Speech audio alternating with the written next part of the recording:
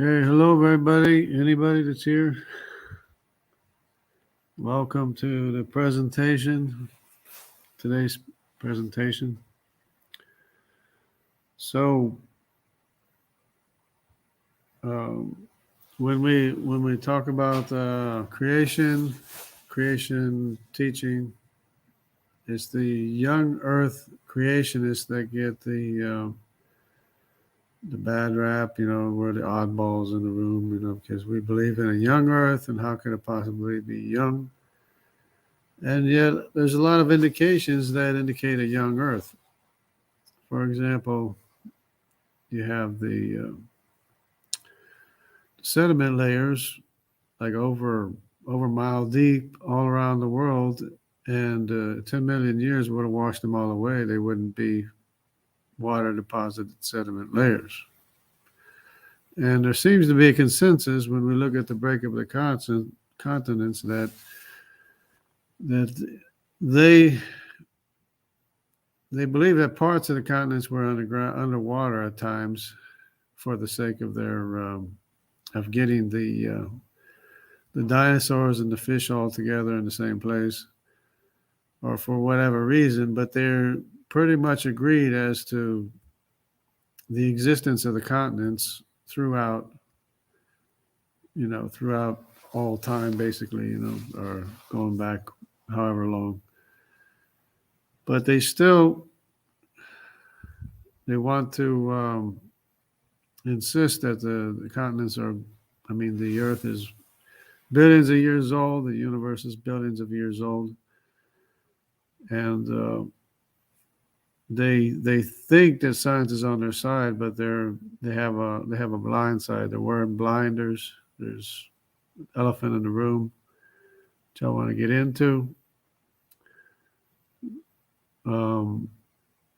which really settles it for the Young Earth Creationists. So maybe I'll just go ahead and start getting into it, or see if this will work here. See, go ahead and go like this, and start off with, I guess, this one here. Or actually, there's another one. What am I looking for?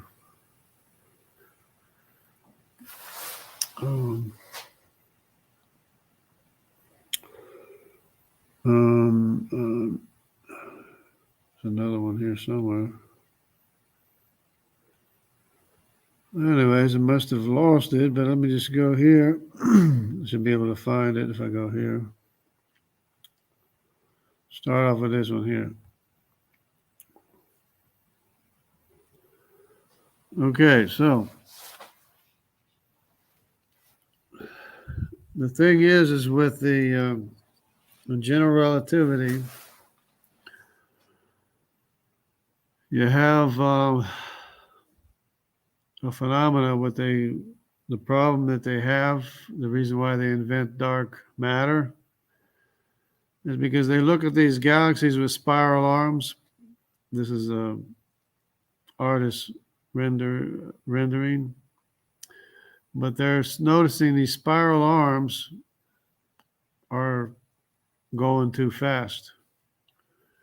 They're out here going too fast because, according to the amount of gravity in the galaxy, it's supposed to be going fast, spinning faster on the inside and slower on the outside, according to the gravity that they have in the galaxy, what they can account for. But the problem is that these spiral arms are going around way too fast. And there might be an electrical component involved, but I don't think that's necessary. But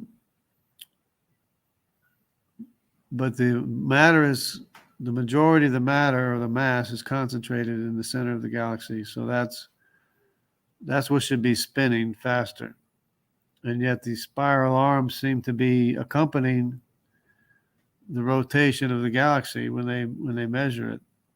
So they invent dark matter And if you can imagine, they put a whole bunch of dark matter in here, which would be a lot of dark matter, invisible, undetectable matter, to account for the rotation of the outer spiral arms. But what they don't realize is that it's really not that complicated. In general relativity, you have a black hole in the center of almost every major galaxy.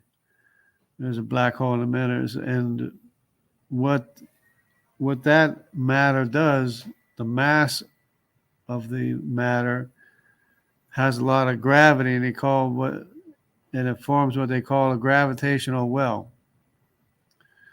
So in the center of the galaxy, there's a huge gravitational well, huge concentration of gravity, so much so it forms a black hole.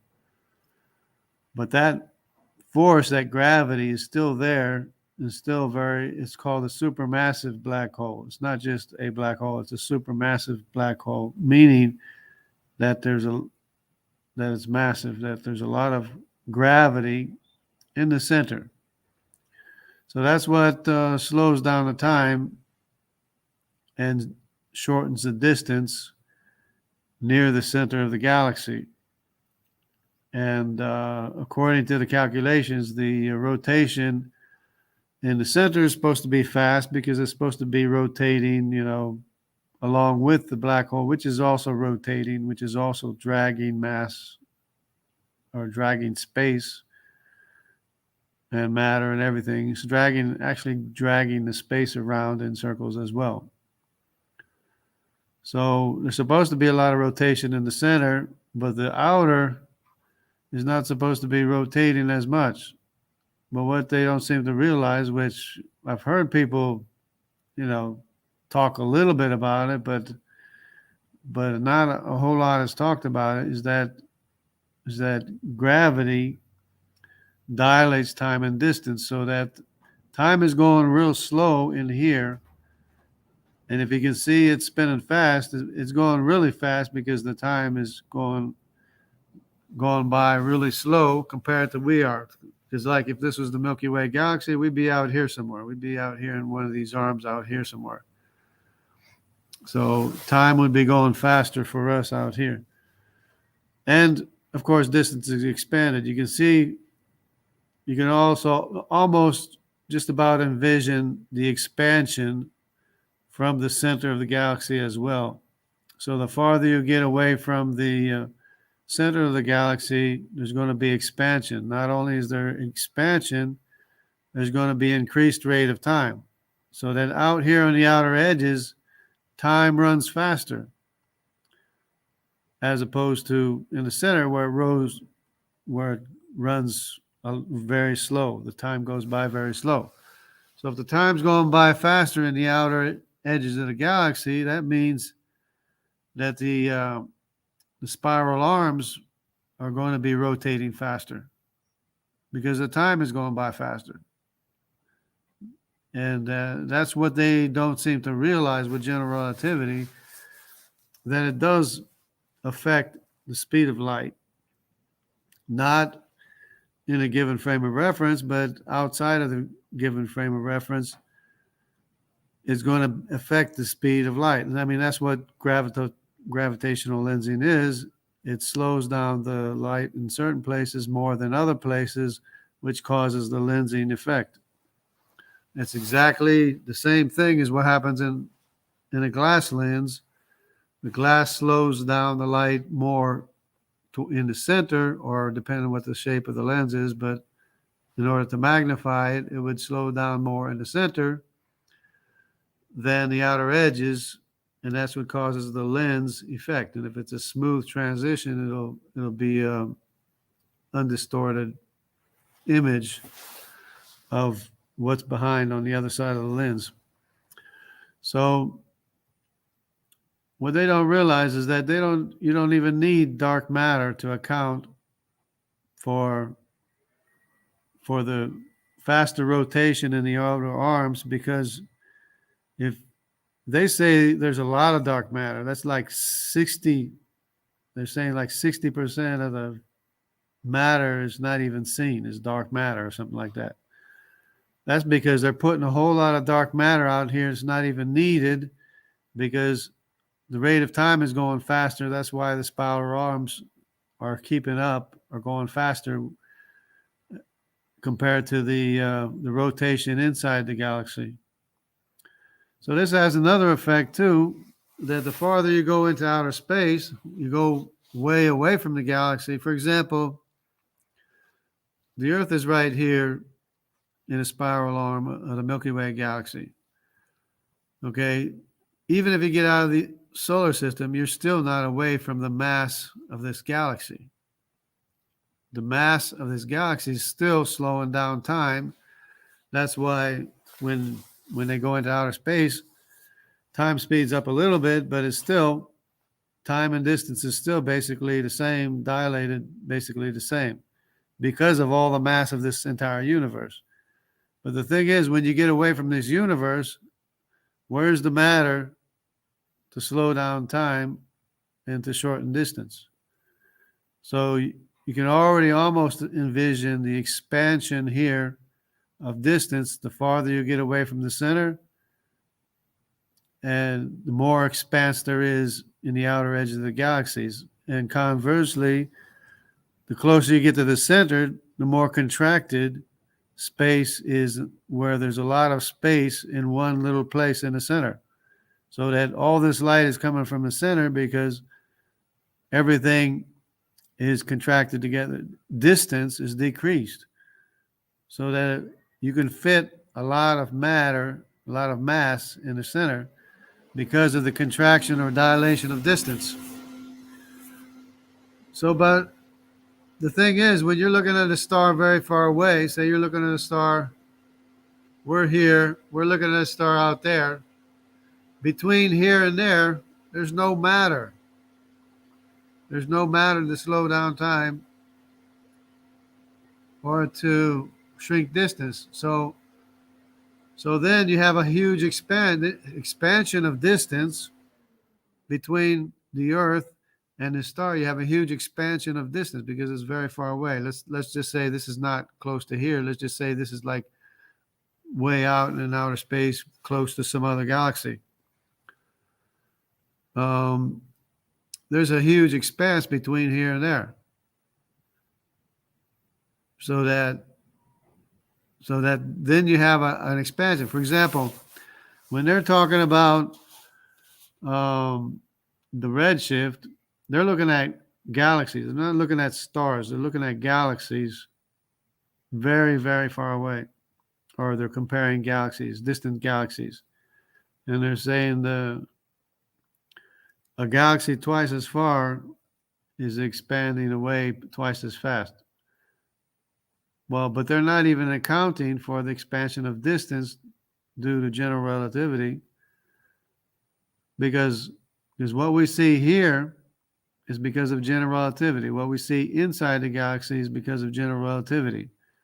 We see the spiral arms going around faster than what they would be if time wasn't sped up. But time is sped up in the outer arms so that the arms are going faster than what it would be if they were going at the same rate of time as what was in the center of the galaxy. They would be going slower.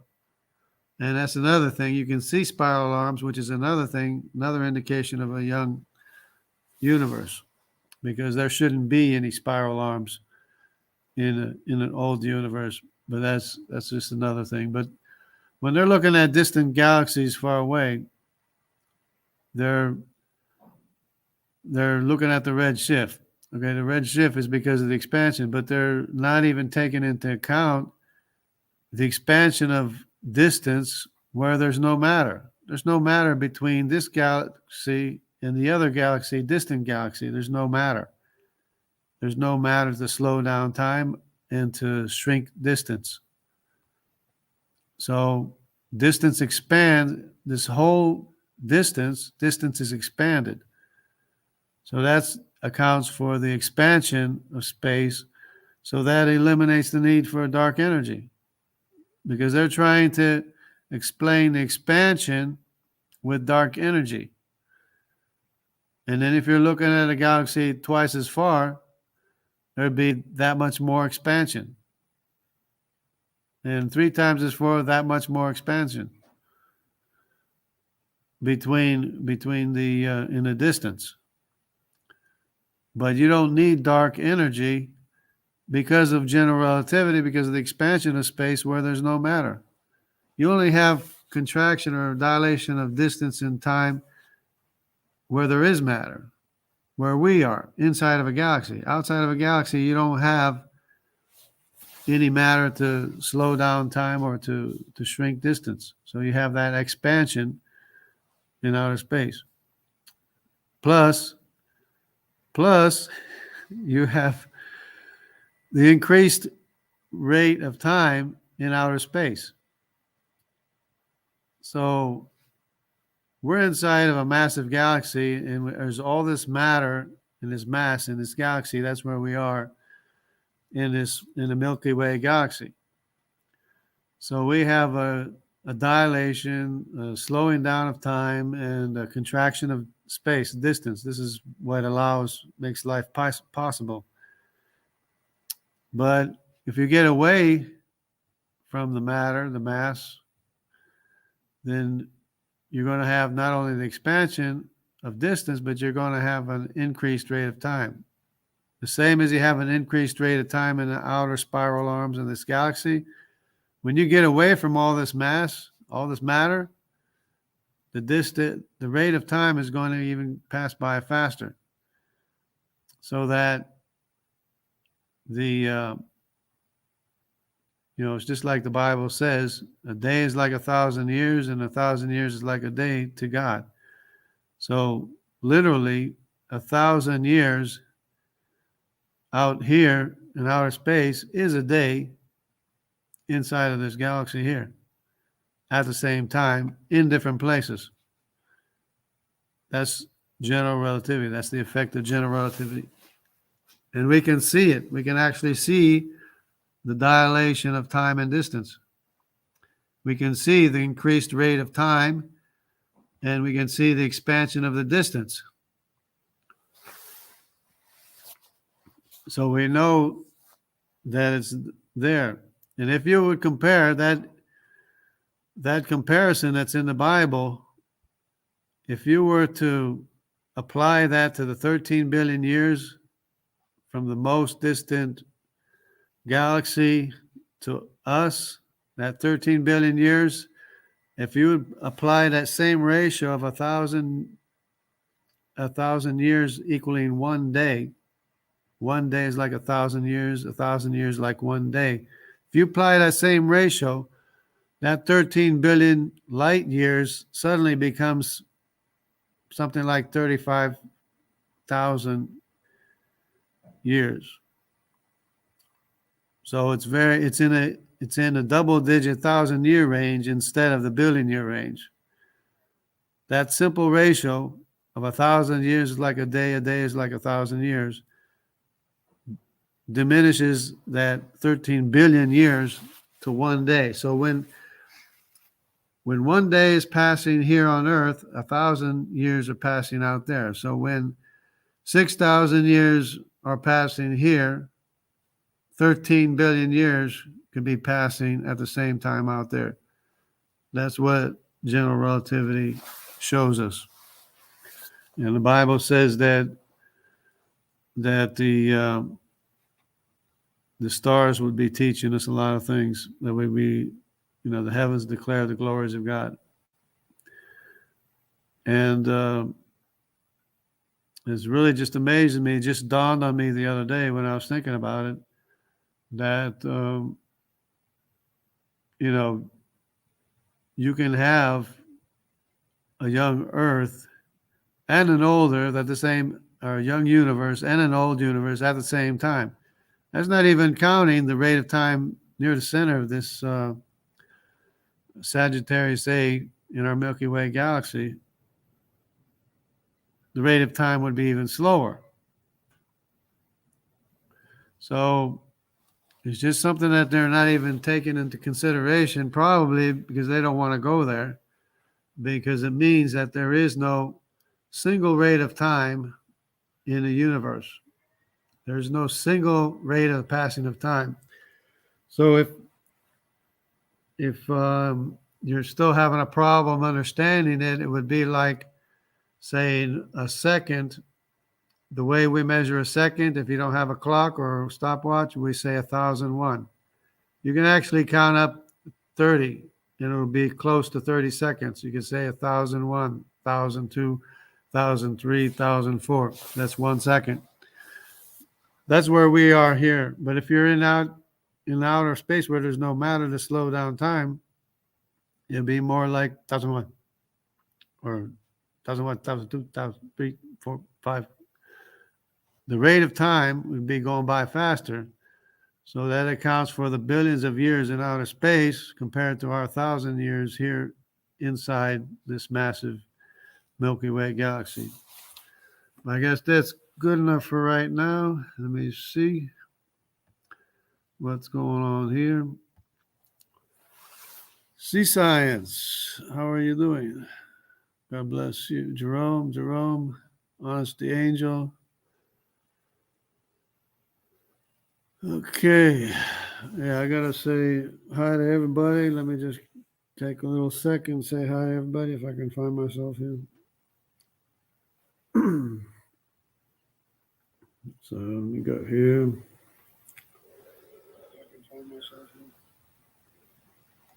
So I'm making noises here. Okay. Hello, everybody. Hello, everyone. I have to do it on my phone because I can't really do it there.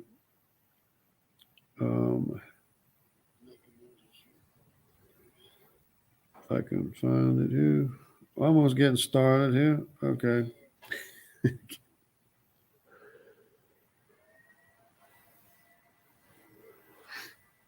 All right. So thanks for being here, but I'm just getting started here. That's the creationists, the Young Earth Creationist explanation for the time-light problem. Okay, so here we go. Let me see. What else do I have? Oh, yeah, I got the rest of the presentation, I guess. If I can find it, I guess it's here.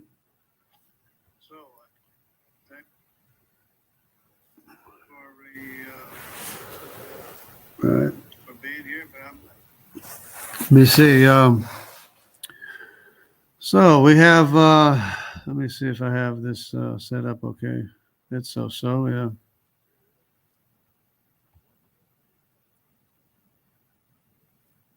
And I'm guessing I'm still here, right? Everything's good. Hello? Yeah, okay. Just double checking here. Making sure everything's okay. All right, so we have the breakup of the continents. Of course, this would explain how all the animals got to all the places while they were trying to build the Tower of Babel. Remember, God told them to be fruitful, multiply, spread out, inhabit the earth. And they were afraid to spread out, and they stayed right here with Nimrod building the Tower of Babel. And meanwhile, the animals spread out in 100 years. So that solves that problem. Now, this position here of this age, I'm not so sure about. I think maybe it was closer down here. And if not, probably the animals were still able to get to Australia and Madagascar and South America and North America and all these places. But anyways, I've shown how 100 years, in the first 100 years after the global flood, there was ice at the poles. Sorry for the fan. The fan should be temporary. So the first 100 years after the global flood, um, the ice gathered around the poles. Now, the pole could have been here or here or here, but the point being is that Africa, South America, India, and Australia were at the South Pole. So they were at the South Pole. It looks like the pole could have even been here because the glacier is moving this way. But anyways, it really doesn't matter because it could have been anywhere for that matter. But the animals still could have arrived to where they were going. Now, this is the fossil evidence.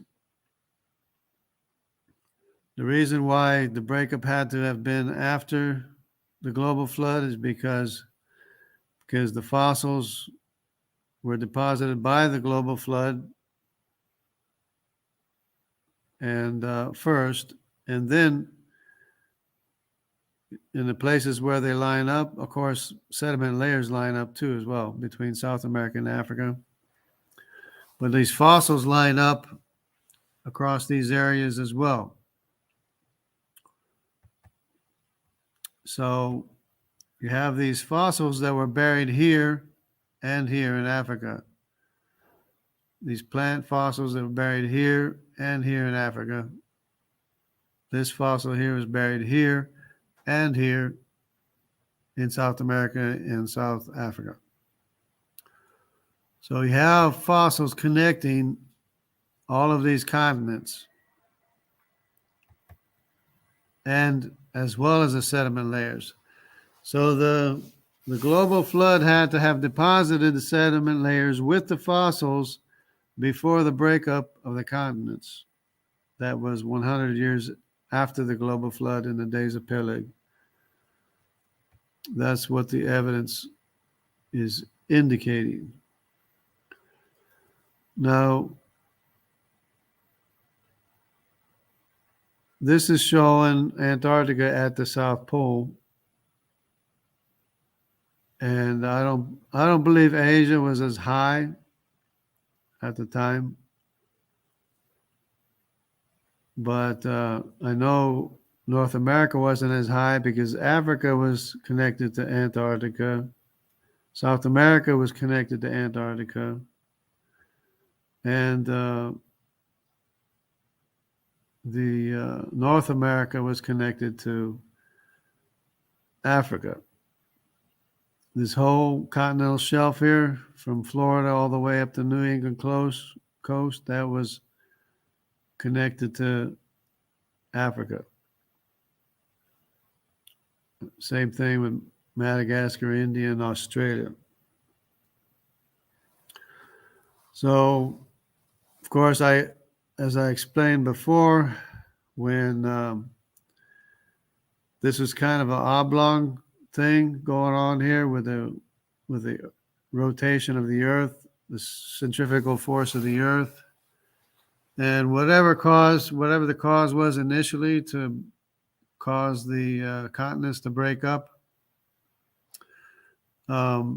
really doesn't matter because once they broke up or started breaking up, then they just kept on moving. So since the concentration was here at the South Pole and it was kind of oblong, once they broke up, basically the centrifugal force caused them to move north, caused everything to move north. Of course, they're showing North America going here, but it was more like they all went north. So South America went north, pushing North America.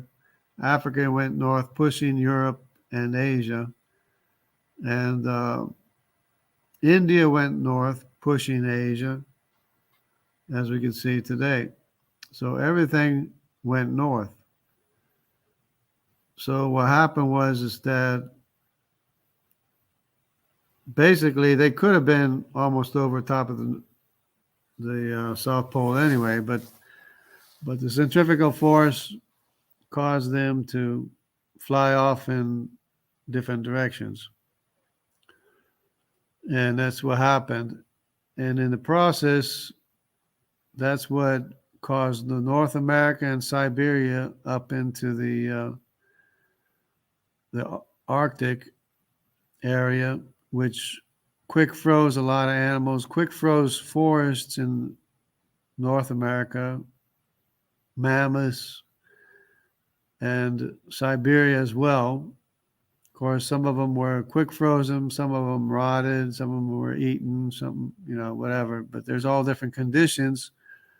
But the point being that there was a huge climate change from this breakup of the continents 100 years after the global flood, which shoved all these continents basically along the equator. Probably Asia was too, and they were just shoved up into the Arctic, where a lot of wildlife and animals and trees and forest instantly froze. So if they would go to that frozen forest up in North America, what they have there, which they don't realize, they have there preserved is the first 100 years after the global flood, which would be an interesting study. So all of these interesting animals that they're finding, the mammoths and the bison and lions and wolves or whatever they find, these are all animals from basically the first 100 years after the global flood, and maybe shortly afterward, which would be a tremendous study, which of course is a tremendous study because what you're seeing there is what the world was like frozen in time 100 years after the global flood. So they need to pay more attention to that. Okay, this is getting into genetics here. Let me see. Just want to make sure that I covered everything before I get into the genetics. I guess I did, because I've already covered it before anyways. So that's basically it. The breakup had to have happened after the deposition of the sediments that connect South America and Africa, as well as the fossils, as well as the glacial markings going from south to north in India, which of course has no glaciers today. Where it's at, India has no glaciers today on the basically the equator. It goes right underneath India like that. Of course, there's no glaciers in Australia or Africa or South America either. But there was. And there was when they were connected to Antarctica. This was connected to, and this broke through at some time later on. This southern tip of South America and Antarctica were connected as well for a short time, until it broke through. And you can actually see that on the satellite maps. So basically, that's about it for the breakup. It's the reason why the lifespan was cut in half a second time of the patriarchs, or our ancestors.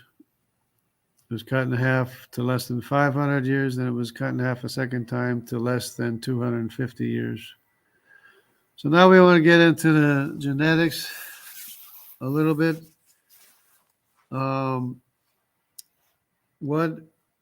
What happened, what a lot of people don't realize or don't know unless you're really deep into studying the Neanderthals and the ancient people that they're finding, the ancient civilizations that they're digging up, they're finding the CY chromosome, including here with the Vikings, apparently. I'm just looking at this just now.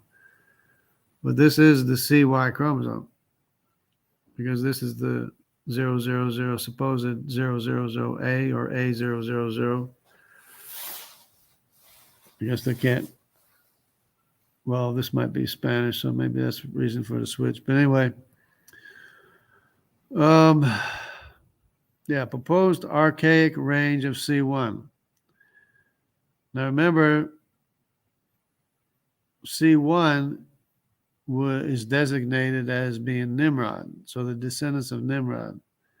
So what's interesting is that they're finding the ancient people in Europe. Some of them are C, which are descendants of Nimrod, which is Hamitic. And that's interesting because the Assyrians,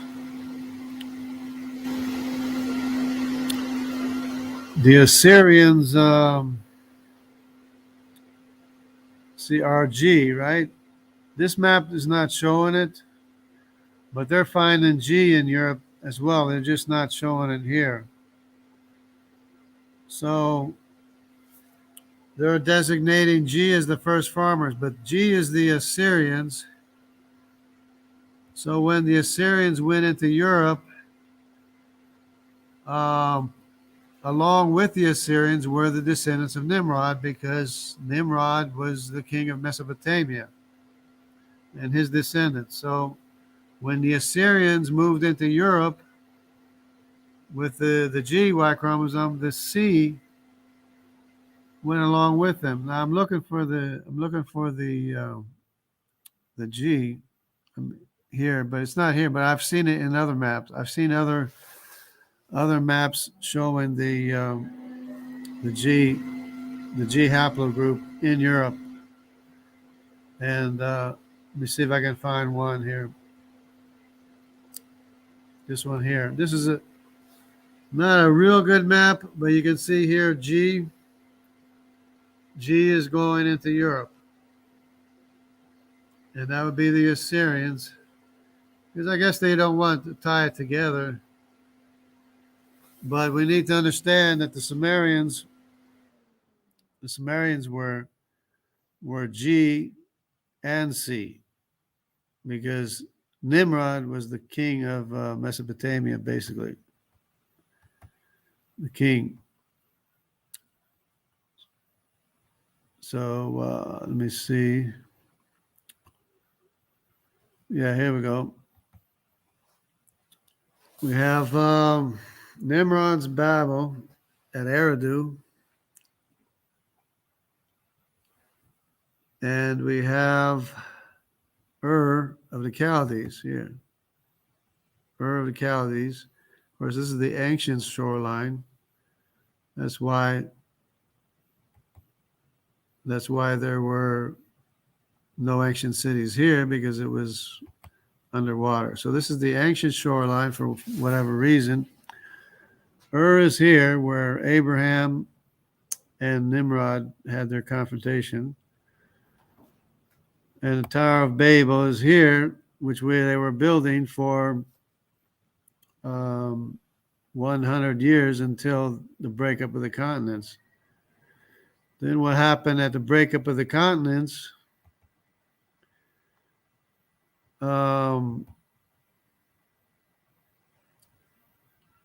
Everybody coalesced into family groups, because it was probably a terrifying thing, probably like huge earthquakes and huge, shifts in climates. And then, it was a terrifying thing, so much so that the name Peleg in Hebrew means divided. But then in the Aramaic, it came to mean as the waters flow, apparently between the continents. So the continents were divided, and then it began, the division between the continents came to mean as the waters flow, or where the waters flow. So anyway, this is what has to be kept in mind, that Nimrod was king, the king of the land of Shinar. This is the land of Shinar. Nimrod was king of the land of Shinar. We know the run-in that Nimrod had with Abraham. And then later Abraham's descendant is said to have killed Nimrod in some extra biblical texts. And that would be possible if Nimrod was as old as Arpachshad or Sela or somebody, which I forgot to get the lifespans of the people up here, the graph, maybe next time. But that's the most recent discovery, the genetic discovery, is that they're finding both the G and the C in Europe, which they're not finding, not today. So some of the Neanderthals and such could have been descendants of Nimrod, which could explain their body structure as well. And which was it was a mixture of the Assyrians, Asher, and Nimrod and C. So it was a mixture of G and C, the population that went into Europe with the Assyrians when the Assyrians went into Europe. So that explains the C Y chromosome in Europe in ancient times, and the G as well. And the G is there to this day. There's G in Europe, which is the Assyrians. Of course, Elam is H, Asher's G, Aram would be F, Lud would be F as well, probably, because there's two separate lines of F. The descendants of Japheth would be Tiraz, Javan, Meshech, Tubal, Magog, and Madai. I don't know what's up with this coloring here, but Madai is Japhethite, descendant of Japheth. Riphath and Togarma are descended from Gomer. Son of Gomer is Ashkenaz, Riphath, and Togarma. Ashkenaz is in the northern part of Europe, just right here above the Black Sea and to this side of the Black Sea. That's Ashkenaz, son of Gomer. Riphath went into southern Europe. Togarma is more in this area and the Caspian and east of the Caspian Sea. But we have all of these groups. Javan is the T-Y chromosome. Tiraz is the L Greek Y chromosome. These are the Greeks, ancient Greeks. Tiraz and Javan. And when Alexander the Great went to India, he took with him the L and the T-Y chromosome. That's why the L and the T-Y chromosome was all the way to India, went all the way to India. Apparently, Alexander the Great liked riding elephants or something. But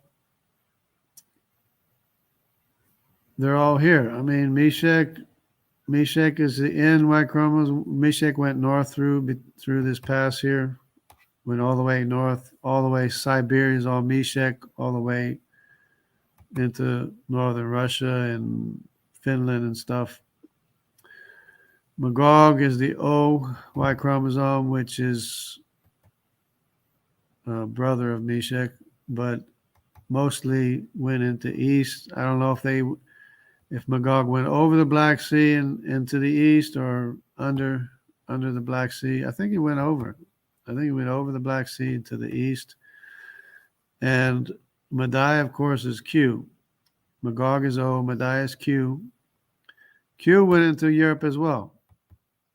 Q is another one that went into Europe and is in Europe to this day, all the way up in Scandinavia.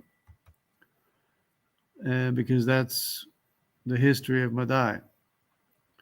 That's the thing, is you follow the history and you can find the Y chromosome there. So if history of Madai in Europe, you would expect to see the QY chromosome, and it's there. History of Tubal in Italy, you would expect to see the KY chromosome, and it's there. History of the tribe of Dan that settled Sardinia and the Danube, you would expect to find, and you do find, a huge I2 population of I2, which was the first tribe to run amok, or the first tribe to leave Israel to go astray was Dan. He basically became seafaring and went up into these areas, including Sardinia, and Danube, and all the way up to Denmark. There's a whole bunch of names of Dan, because everywhere he went, he named it Dan, or some form of that. And I think the I1 is not the same branch as the I2 of Dan. So the I1 is a separate branch of Israelites that went into Europe. So, but they're all here. You can follow them everywhere they went. Madai, of course, the Q went all the way to America, as well as Nimrod's CY chromosome, as well as going into Europe with the Assyrians, the CY chromosome, the house of Nimrod moved east and went all the way to the Americas as well. Elam are known today as the Elamo-Dravidians. They went to India.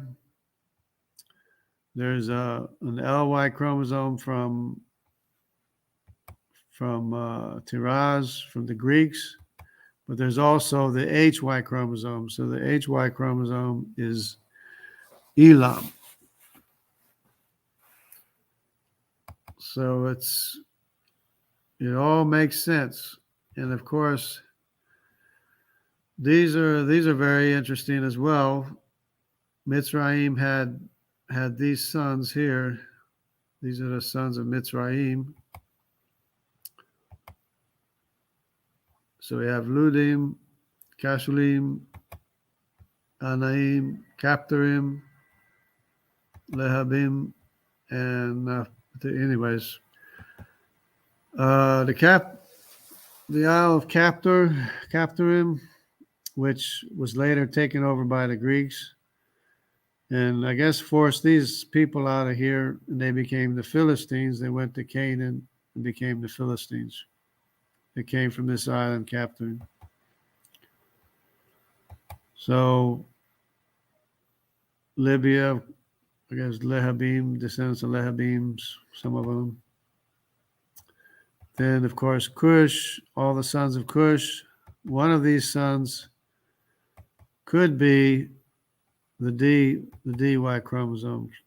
So it could be Sabta. Maybe the Sabta is the DY chromosome,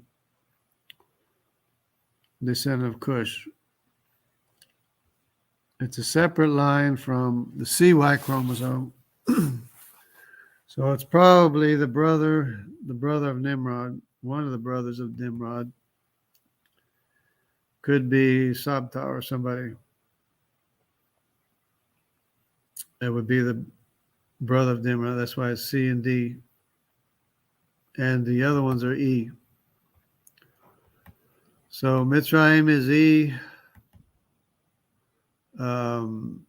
Put here is E. Canaan is E. Canaan, of course, being the son of Ham. These are all E. They all have their separate branch. They all have their own family tree. Canaan has their own family tree. E. Mitzrayim is like M78 or something, has his own family tree. Put has his own family tree. Canaan, and course, Kush does too, but it's harder to put together because a lot of them, of course, went into Africa and, of course, separated a long time back from the original connection to Kush, and it's hard to identify and connect everybody up, especially if there's not enough testing going on.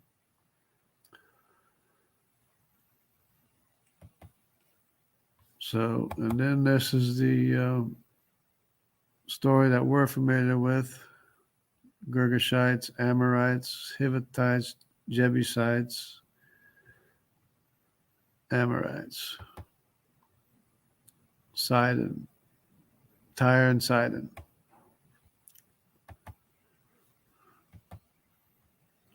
But this area here, of course, became what was called Phoenicia. And the Phoenicians consisted of the G, the T from the Sea people, the Javan Sea people, and of course the Israelites, some of the Israelites, J1, J2, I1, I2 as well. All these people ended up in America, in the American Indian population. And a lot of American Indian populations come up Mediterranean, and they're trying to figure out why. Anyway, let's see what we got left. So those are two very good maps, the ones I just showed, and this one here. They're very good maps.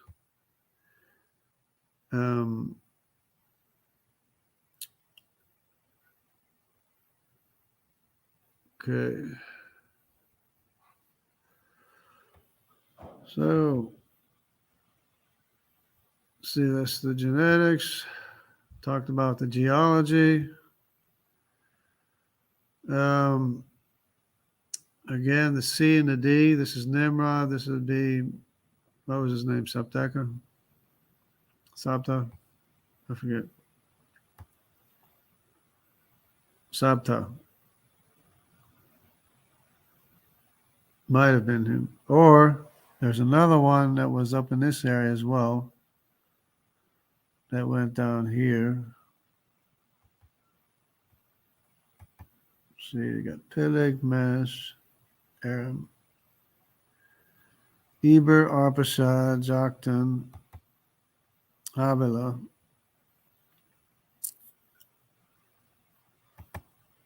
Well, Rama. It might have been Rama. Rama might have been up there too, but it's interesting that you have here Sabta. So it could have been Sabta. Is the DY chromosome.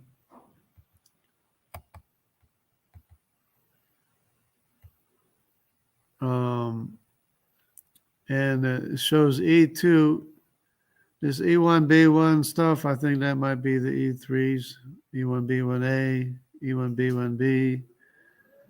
These are some of the E3s. They're designated as E3s now. And this would be the Assyrians, Lydians, Elamites, Arameans,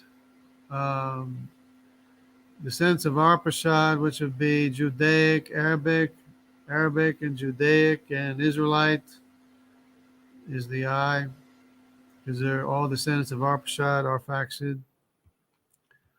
And then you have the descendants of Japhethite, which is Magog, Meshech, Javan, Tiraz, Tubal, which is the K, and the M, the S, and the K are probably Tubal, because Tubal is in the area of the M and the S, which is Papua New Guinea, which are separated because they separated a long time ago. But they are the most related to Denisovans, believe it or not. So the K, the M, and the S, and this is probably one tree Tubal. And the Q, of course, Madai. The R's are Gomer. And of course, they can't really tell how it connects back here, because the closer you get back here, the more identical the lines are. But then there's the SNPs, the SNPs and the S&Ps. I mean, the SNPs and the differentiations. But they don't know exactly how far back they go. The S&Ps and the single nucleotide polymorphism and the other one.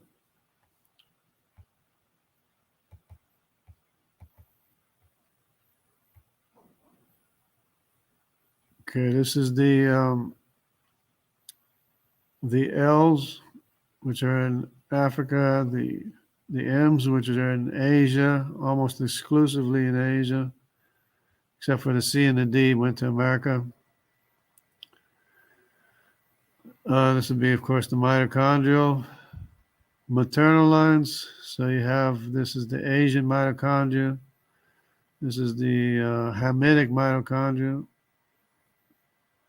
The only one that's all over the place is the Semitic mitochondria, because apparently Shem had more daughters than what Japheth had and what Ham had. So, and one of Madai, the son of Japheth, asked Shem to marry one of his daughters. So one of these, this B, for example, or this A, not the B, the A, this line here, the A, is probably the descendants of the wife of Madai, the daughter of Shem. So that would be the A. And the Q goes to America along with the A. So that's consistent. And of course, some of these go through Asia as well, like the B, but this is more, it's more of a Middle Eastern Semitic line, whereas these are more Asiatic. But this X is interesting too, because this X is both in the Middle East and America, where they had the copper mines, which is, so not only do they have R from R1b from the Mediterranean and T from the Mediterranean, they have the mitochondrial maternal line as well as the paternal line in America on both sides, in both places to this day. Okay, and these would be the Europeans, basically, European Semitic and Middle Eastern as well. So 95% of European mitochondrial DNA, 95% of the maternal lines in Europe are Semitic, from descendants from Shem, daughters of Shem. Okay. There was a better map. I hope to find it. Shows both the G and the C in Europe, in the ancient population. That's why they say the Europeans were darker than what the Europeans today are. That's because there was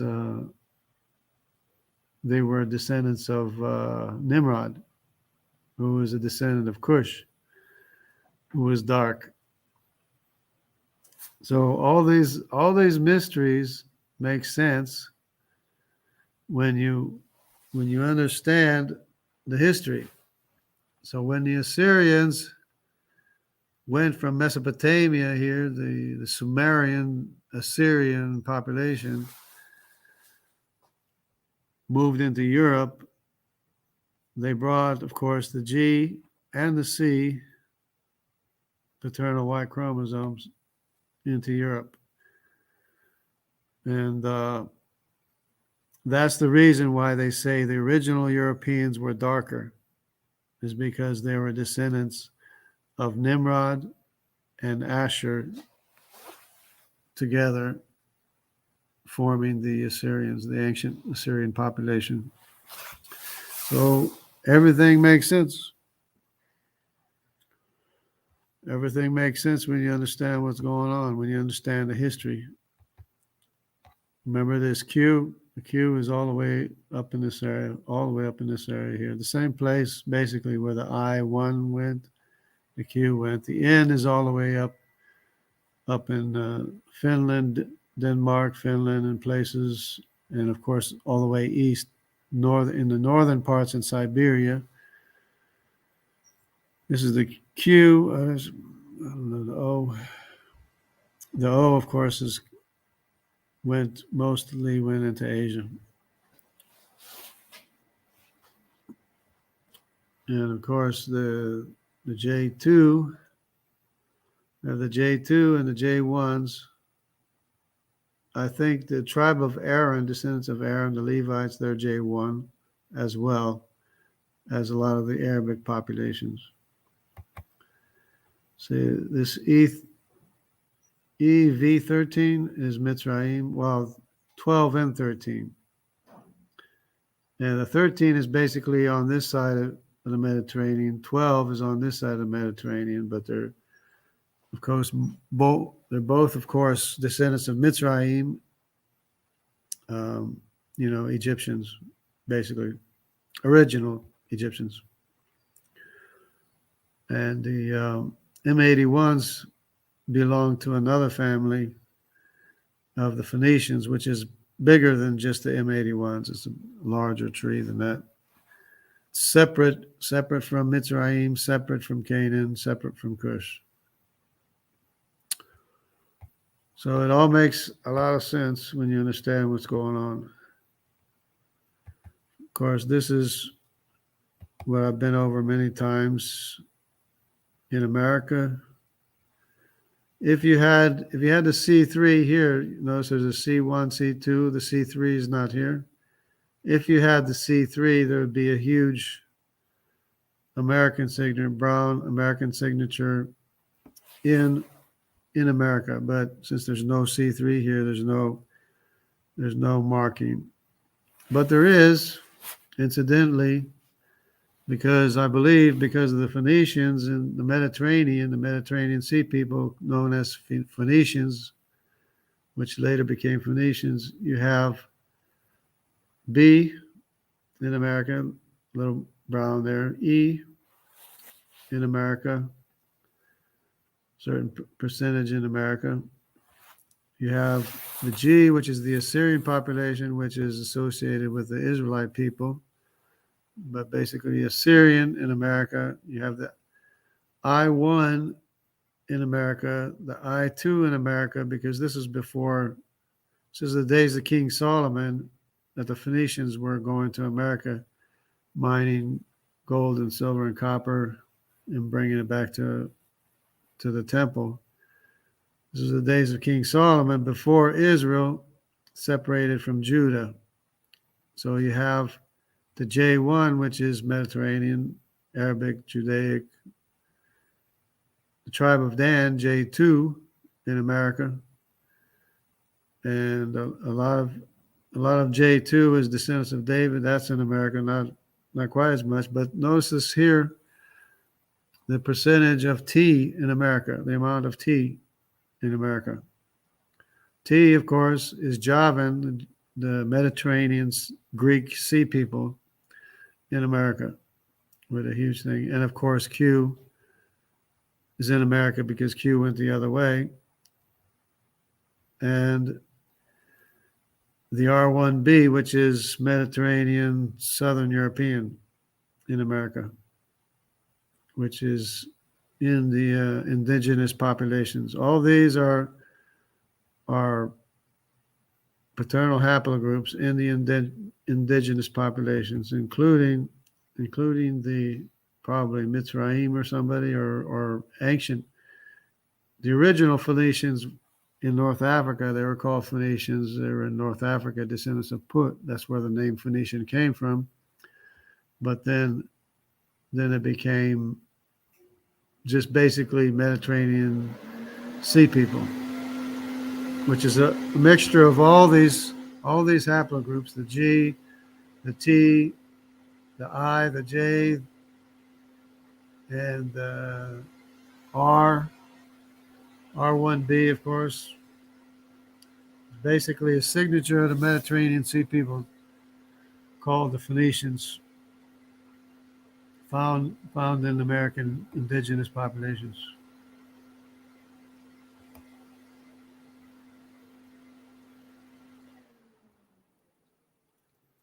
Okay, I've shown this map many times. Of course, here's the O of Magog, largest population in the world. N is all this green up here. And here's the Q up here all the way in Scandinavia, and you have the I1 M253. They call it Germanic. It's actually Semitic, which is kind of an elephant in the room. It's not Germanic. I mean, it is Germanic, but it's Semitic. It's a Semitic Y chromosome. And the H is Elamites in Europe. The Gypsies or Romanis, or I don't know what they're called, but anyways, they are like 40% H and like a 1/4% J2. So they're both Judaic and Elamite. That's what the Gypsies consist of most. Believe it or not, it's.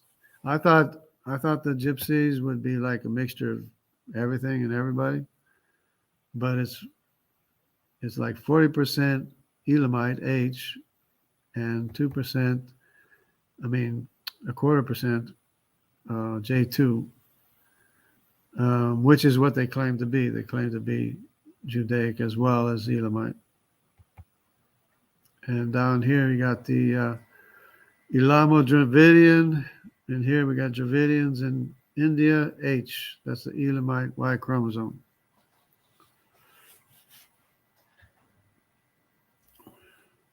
In India.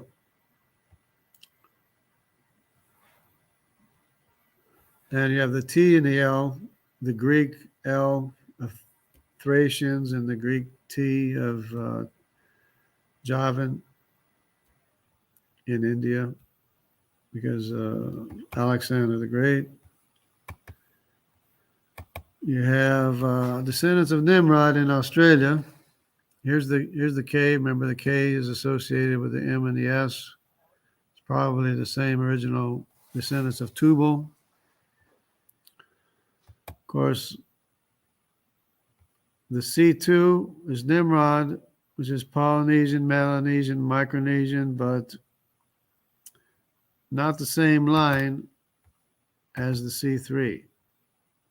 C3 is another lineage from Nimrod that went all the way to the northern tip of South America. And I was raised right here on the Amazon, just about 3 degrees below the equator, right here.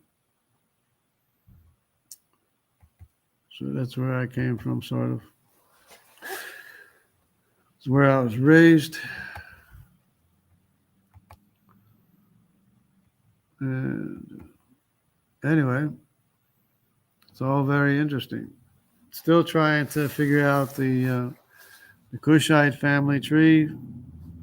I mean, besides Nimrod, the CY chromosome of Nimrod, and the DY chromosome of his brother, maybe Sapta, the Andamanese, the Tibetans, and the Japanese, the Jomans, and the Ainu Japanese.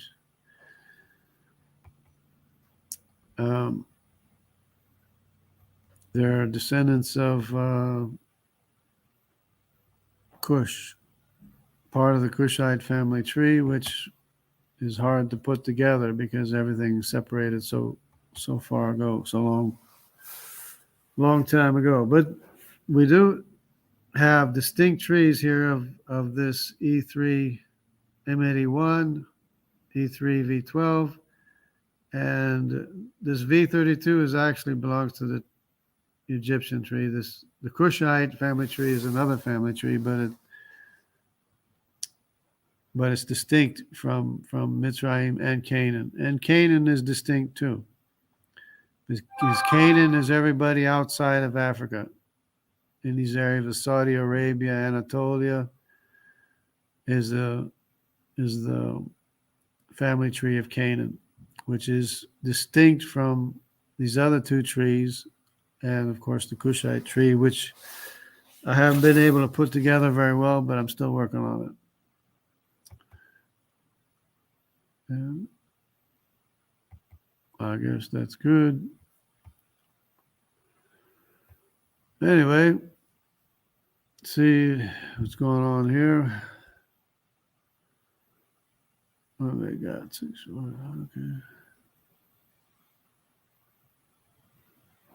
Anyways, I hope everybody's having fun, enjoying the day off.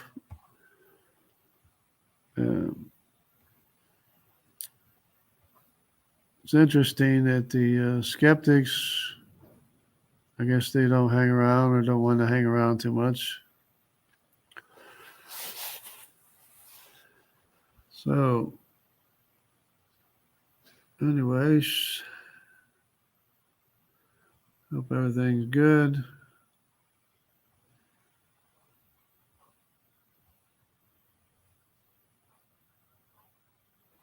Okay. All right. Yeah, it's the main thing was the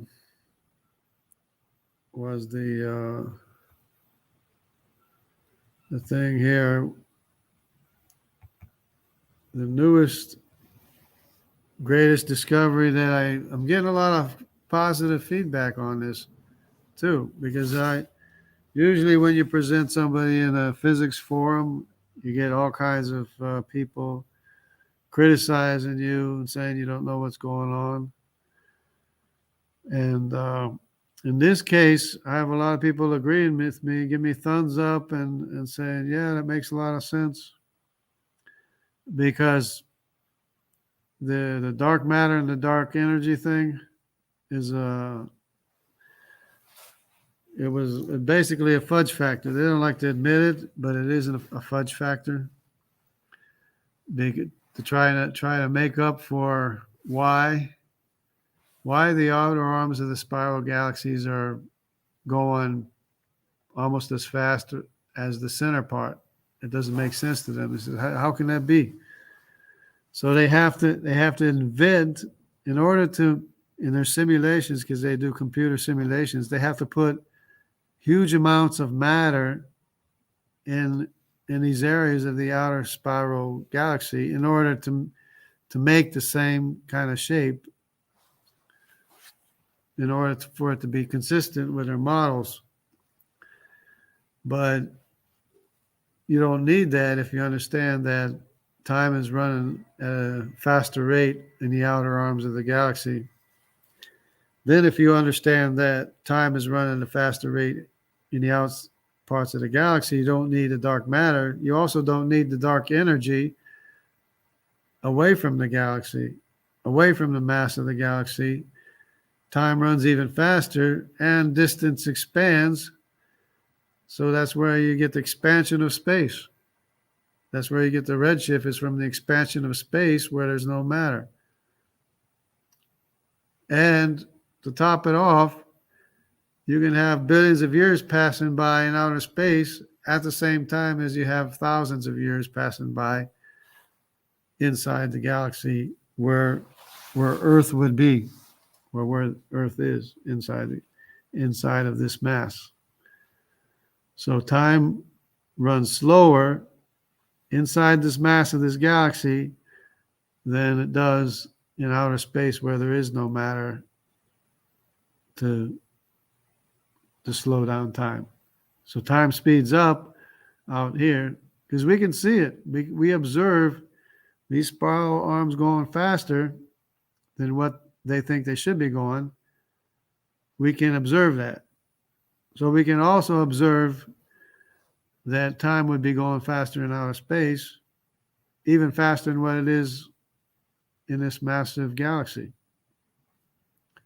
So then you have time, you have billions of years going by in outer space while light is traveling from a distant starlight or distant galaxy. Most of that distance between there and here that we are observing is without the dilation of time or distance. So most of that distance is at a faster rate of time.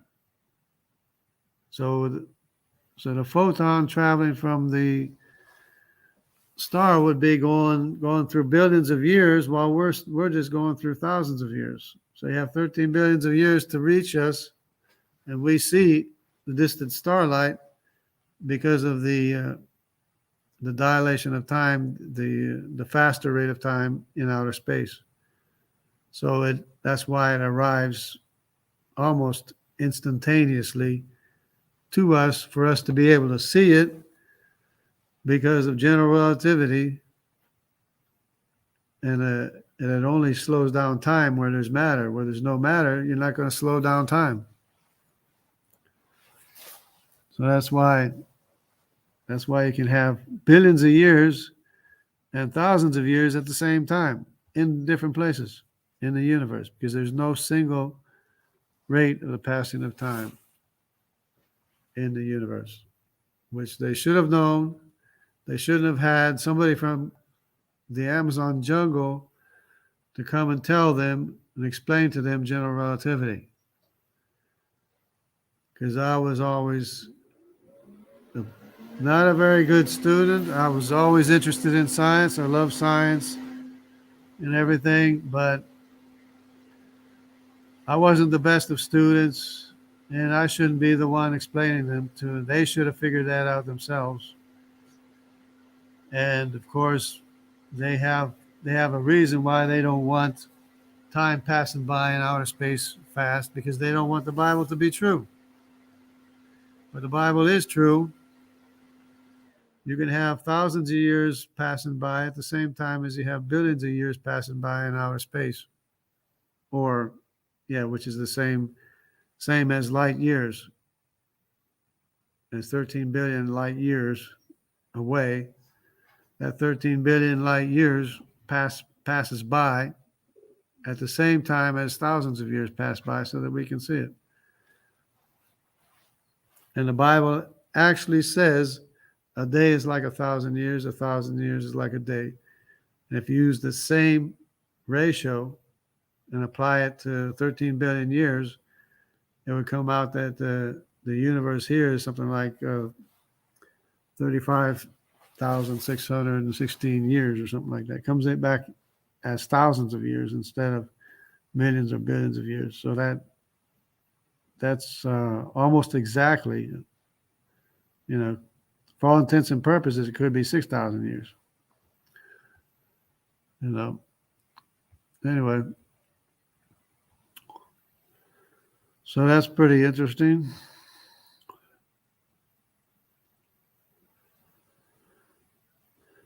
So, okay.